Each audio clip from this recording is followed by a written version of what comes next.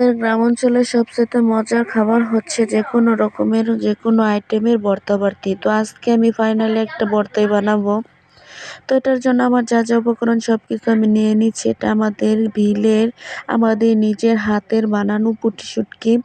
এটার ভর্তা আসলে খুবই অতুলনীয় মজা হয়। তো পেঁয়াজ রসুনগুলো আমি আগে কেটে নিয়েছি, এখন মরিচগুলোকে একটু তেল দিয়ে ভেজে নিলাম।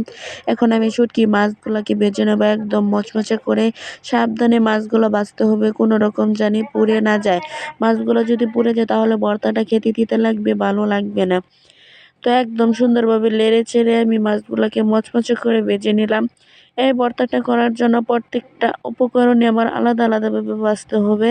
তো আমি এখন মাছগুলো আমার ভাজা হয়ে গেছে, এখন এগুলো আমি উঠিয়ে নিলাম। নেওয়ার পর এখানে আমি দিয়ে দিচ্ছি পেঁয়াজ রসুন আর দিয়ে দিচ্ছি আদা। এখন এগুলাকে আমি সুন্দরভাবে আবারও একটু হালকা হলুদ দেব, দেওয়ার পর এগুলাকে আবার একটু তেল দিব, দেওয়ার পর এগুলাকে আমি আবারও ভেজে নেব ভালোভাবে। কিছুক্ষণ এগুলো ভাজার পর আমি এখানে দিয়ে দেব ধনেপাতা কুচি। ধনেপাতাটা একটু পরে দেওয়ার কারণ হচ্ছে এটার ভালো ফ্লেভার আসবে, এর জন্য। সুন্দরভাবে এগুলোকে আমি ভাজার পর সবগুলো আইটেমই আমি এখন নিয়ে নেবো বাটিয়ে।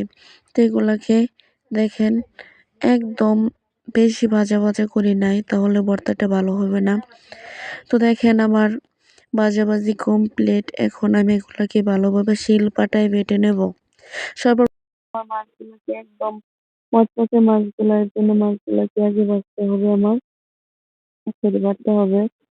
তো একদম মিহি করে আমি শুটকিগুলো একদম বেটে নিচ্ছি, একদম মিহি করে বেটে নিচ্ছি কিন্তু। আর এখন দিয়ে দিচ্ছি কাঁচা মরিচ গুলা, দেওয়ার পর এখানে স্বাদ মতো লবণ দিয়ে দিলাম। লবণ দেওয়ার পর সুন্দরভাবে এটাকে আমি একদম মিহি করে বেটে নেবো।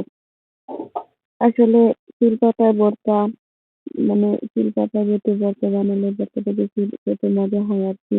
বিশেষ করে শুটকি ভর্তাটা বেশি মজা হয়। তো ভর্তা বাড়তি পছন্দ করে অনেকেই আছে এরকম। আমার অনেক মানে প্রিয় এই খাবারগুলা, যে ভর্তা এগুলা বাটার পর আমি একটু পেঁয়াজ রসুন কেটে নেবো। এটা একটু আধা ভাঙা থাকলেও সমস্যা নাই, মিহি না করলেও চলবে আর কি, তাহলে খেতে আর কি ভালো আসে। তো এটার এভাবে ভর্তা বানানোর পরে বিশেষ একটা কাজ হচ্ছে, এখানে ভর্তা বানানোর পরে এখানে যে বাদ দিয়ে দিলাম এই পাটা, মানে পাটায় রেখে ভাত খাওয়া নিয়ে অনেক ঝগড়া হইতো একসময় ছোটবেলা আমাদের বোনদেরকে নিয়ে। এই ভাতটা খাওয়ার জন্য আমরা সবাই পাগল ছিলাম। তো আসলে খুবই মজার, এরকম ভাবে পাটায় বেটে ভাত আপনারা যদি কেউ খেয়ে থাকবেন অবশ্যই বলবেন।